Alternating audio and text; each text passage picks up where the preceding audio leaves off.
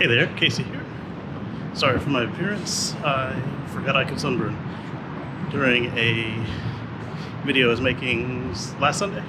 But anyway, the car is telling me it's got a software update, so instead of just going to the mailbox, I saw an open spot underneath the window, so I'm going to try and snag the update over Wi-Fi instead of over my system.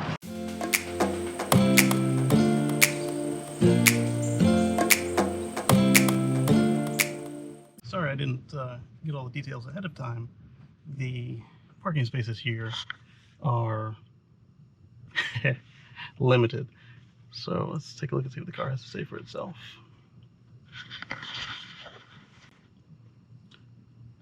So we're getting ready to download 2020.20.5. And we are connected to Wi-Fi. There it goes. So we are connected to Wi-Fi. Because I'm using my Wi-Fi, we won't know how big this update is. The router I'm using doesn't have persistent stats for all the devices. So the good thing is this is gigabit fiber, so it should take a lot less time than it does for my phone. And then I get Tesla Theater produces the same kind of error as Sentry Mode when trying to do an update. So you can't be watching a movie while the update starts. It won't just close it down and restart. It waits very politely. You also can't do software updates at a supercharger while plugged in. You used to not be able to do them with the door open. You probably still can't. But now they've got the progress screen that shows you what's going on while you're in the car. I imagine that could have changed a little bit. But let's go ahead and start it over and we'll go from there. Back to reading Elon tweets, because apparently he's busy tonight. So I've never heard the fans on the Autopilot computer before. Just a moment ago, it rebooted most of the car. It started with the Autopilot computer, and when it did, the fans kicked into high gear. I don't even think I've heard them on the AP 2.5 computer that used to be in here. But that Hardware 3 computer, it can move some air if it wants to. Wow. This is something that Green said would happen on MCU 1 cars for sure, that during the next major software update that you receive, you get your data encrypted. And I was under the impression that Hardware 3 Autopilot equipped cars already had it done. I guess since I have an MCU 2 car that didn't originally ship with Hardware 3, maybe mine was one of the ones that didn't get it done, just like the MCU 1 cars. It's definitely MCU 2. And it did something that it didn't do the last time since this system was implemented, where it tells you what it's doing. The car was off for quite a while, including the air, as far as the screens were all off, and the climate control, which was already off. So I think it might be back to like I was suggesting with my Model S, where it might not be best to wait in the car during the updates, especially if it's a hot summer day. I'm not sure if I was being impatient or what, but the car did not automatically pop up the release notes, and it's not because it was a minor update by any means. We've got a GPS update, so they're going to improve the GPS tracking, which is nice, because occasionally this car would get incredibly lost, and by that I mean like the pin would get stuck somewhere that it wasn't. So a lot of people will be jumping in their cars, not reading these notes, and then complaining that their GPS is stuck. But basically the car is telling you in advance that this is going to happen. We've got the new Fallout shelter. Take a look at that game and see what it's like. And there are theater mode improvements, which means basically you can use your media controls on the left wheel and if you have a Model S or Model X, the back and forth pads. Nice to have. Some apps would work with the volume wheel, some wouldn't, so that's a plus. And then they've made improvements to Trax. All right, let's take a look at that. Didn't disable that. I'll have to go in and check the settings. Hard video, and depending on if I have any. So apparently I didn't push. Yeah, that was pretty scary. All right, so pushing the forward button does a partial skip. Pushing the back button does a 5-second skip backwards. So you get 5 seconds forward and back with the scroll wheels. Go to the car and see what we get. So we're looking at 2020.16.2. And then the scroll wheel definitely does the volume. See what happens. and clicking the wheel does pause.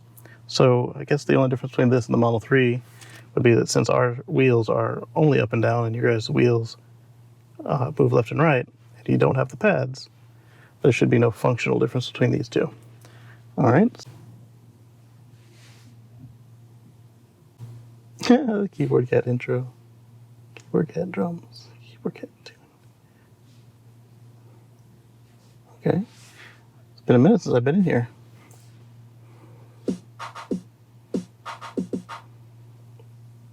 Cool.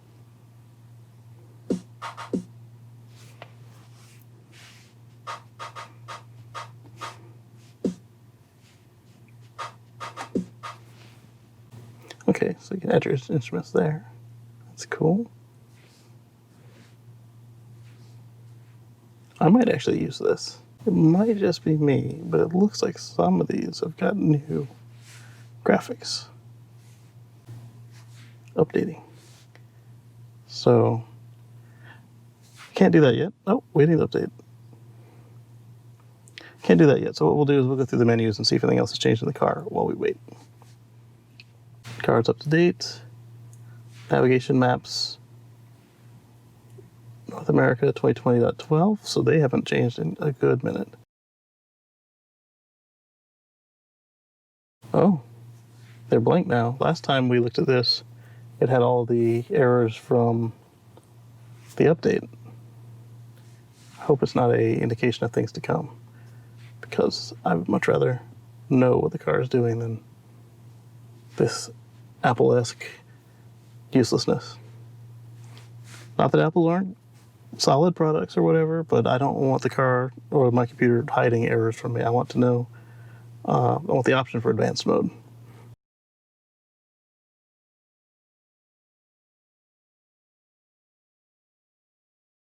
Reset trip B. I've actually put some miles on since the last update. I said we might go for a ride, but it's kind of late, and I don't know if my area is under a curfew for current events. So rather than risk a run-in with the law enforcement, I'll just do it tomorrow. Probably before my wife wakes up. She has been sleeping late lately. I don't see anything new there.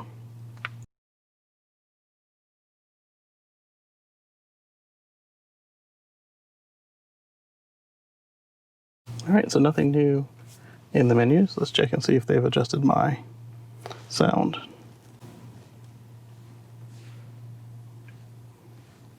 Nope, still set to high.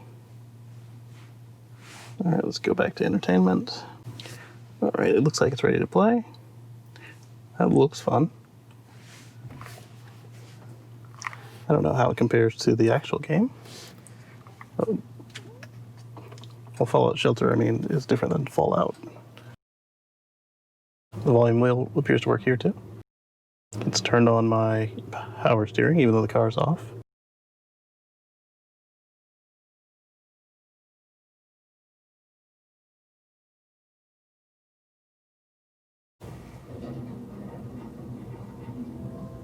Okay, the graphics are nice.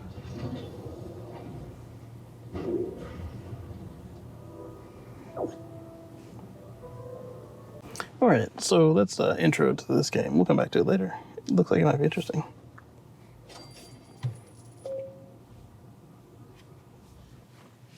I like how it flashes the lights every time I close the entertainment apps. That's surely not going to draw any attention to the car, depending on where you're parked.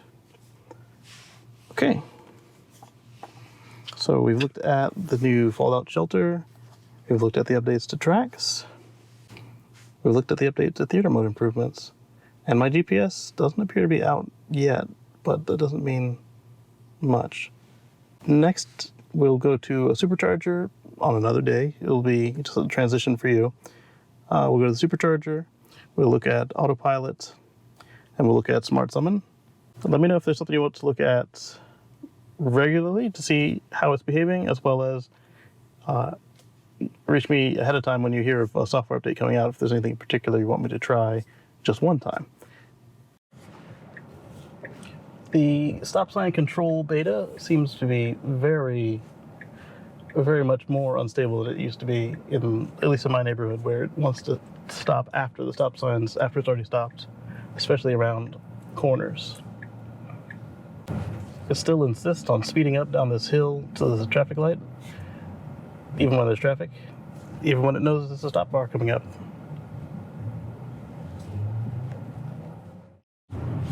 It's actually coming in too hot to all downhill stop signs, sorry, stop signs and red lights. I don't know if this is a regression or if I never noticed it consistently before, but that is indeed what we are working with. And it stops. It's just heavier than it has been in the past, and the speeds are a little higher. It does respond properly to not get run over by vans and trucks. This Ford Transit Connect behind me, or not Transit Connect, this Ford Transit behind me tried to, I don't know if he was trying to run me over or if he was just really sloppy in his right-hand turns on the on-ramp, but the car didn't like it and didn't want to sit next to him. It slowed way down, which did the trick. Let me save that on the dash cam footage. Maybe I'll remember to include it, or at least video the screen. The car just moved over in the lane the same way it does for a truck, for a disabled vehicle on the road. That's pretty cool. It just hugged the left-hand side of the lane even though they were parked in the shoulder, instead of doing like it used to do and just slamming on by. I don't know if that was a fluke or not. We'll see if it keeps up. I pass a lot of disabled vehicles in my day-to-day driving. Although given the current situation, I don't do a lot of day-to-day driving. We'll keep an eye on it. They still haven't fixed that. They still haven't fixed the bug where when you open up the charging screen, sometimes it comes up blank, so you gotta push it again to get it to actually populate. Alright, that's not so bad. And the text isn't getting any bigger. I think that's gone to stay. But this, I don't know if that's because the Model X is taller than everything else, or that bug display error is still there, where the battery percentage is in the middle of the car silhouette. Let's see what happens if we change it to miles. It'd probably still be the same problem.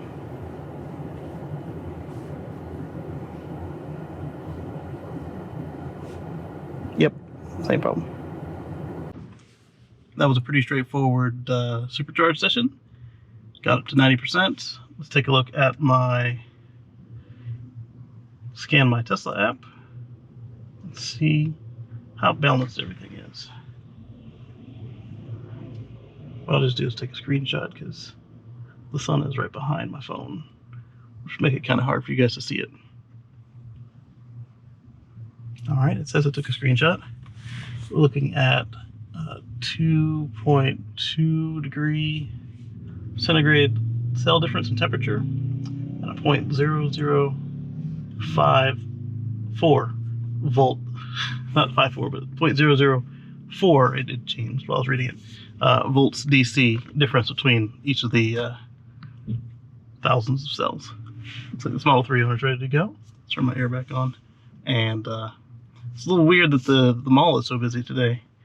But I've got I'm going to take it home, and then I've got an errand to run tomorrow, so I'll go ahead and make my summary for Autopilot based on that.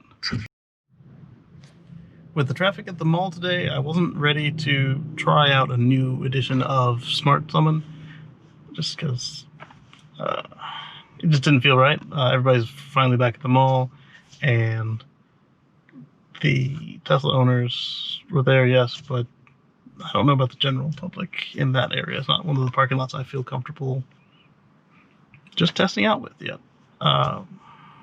So tomorrow I've got an errand. I'm going to do some more evaluation on the Navigate on Autopilot, the Autopilot with auto steer, as well as the stop sign and stoplight control beta. And then I'll give you guys a final review. But so far, it seems pretty solid. The stoplight and stop sign control beta seems to be more timid than previous releases. I don't know how I feel about that. It's becoming less convenient on the stop signs because of that. Not that it was really something I did all that much because of the low speeds as well as the corners. But where it is kind of cool is on the medium speed roads with the stop signs where you gotta just stop and roll through, stop and roll through. But the like neighborhoods, like 15 miles an hour or less, I wouldn't even bother except for the testing. And in fact, I don't.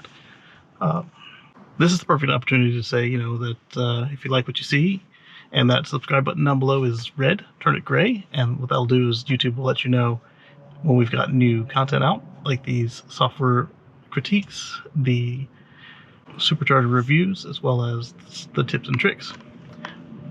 Also, we've got a Patreon. It really helps out the channel. The link is in the description below. And we'll pick this up tomorrow. Catch you on the flip side. Okay. So trying the stop sign and stoplight control beta again, it seemed much better on roads where we weren't coming downhill to a red light with a queue. Just a regular medium speed, queue or no queue, it did just fine. So it's only when it was coming down around a curve to a red light that it couldn't see that it behaved erratically. Even though it knew the stoplight was there, it still ran at full speed until it could see the traffic. One of our viewers, I'll put his link to his channel up here, suggested that we try this command. Open the trunk. Command not understood. Let's put it in park and see what happens. Open the trunk.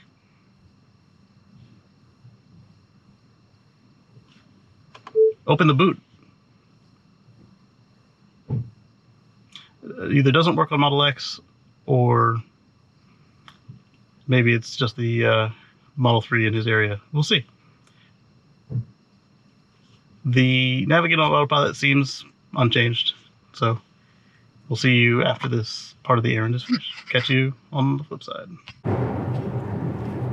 So the navigate on Autopilot with stoplight and stop sign control beta, when it's going down a road like this, 55 mile an hour speed limit, it seems to do okay, but in the left-hand lane, anytime a turning lane appears, like this one that we're just passing now, it wants to try and turn left. It doesn't always leave the lane that it's in, but a lot of times it will veer very strongly to make the left. So that's why we're in the right-hand lane, even though this guy's going slower than us. The other thing is, I pointed out before that the service notifications were blank. I guess they just cleared it on the software update because there's now stuff in here mostly related to me holding down the accelerator in a 55 mile an hour zone that the car assumed was 40 for some reason. And so that's what we've got right now. We've got one more leg of this errand, and then depending on when we go grocery shopping today, will be when I close this video out. So we'll catch you on the next one. This is one of those slight downhills where the car decided it was going to race up to the traffic and then slow down at the last minute. It was red light. It knew the light was coming. There was a small queue, and it didn't seem to care. It didn't slam on the brakes, but it was an aggressive stop. This update doesn't seem to have much different with Autopilot and all of that jazz. However, with what we saw with the way that it behaves on arterial roads, if you will, the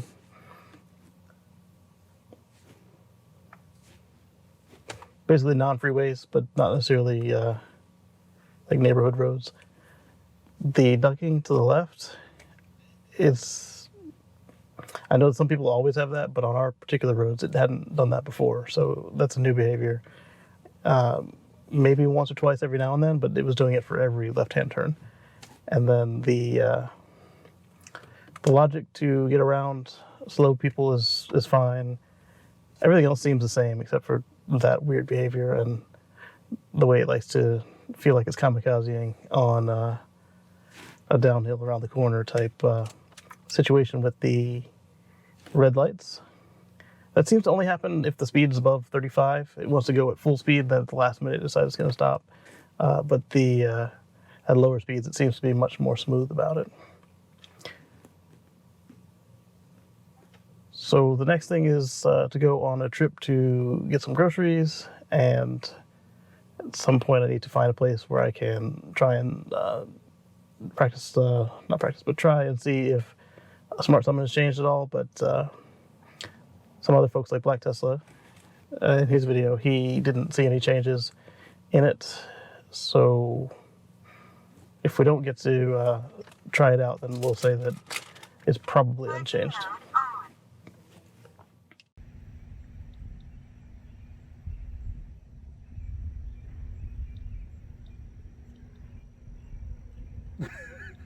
Like,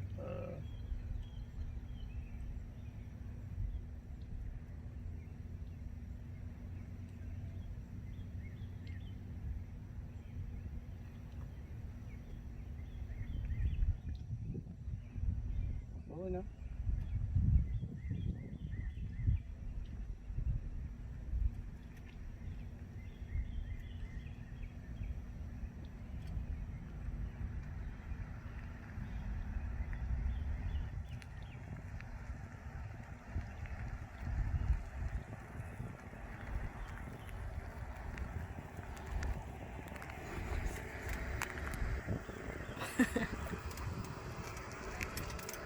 Are you coming to me or going around?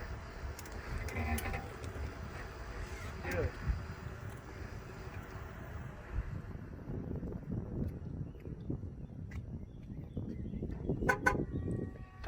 Dad?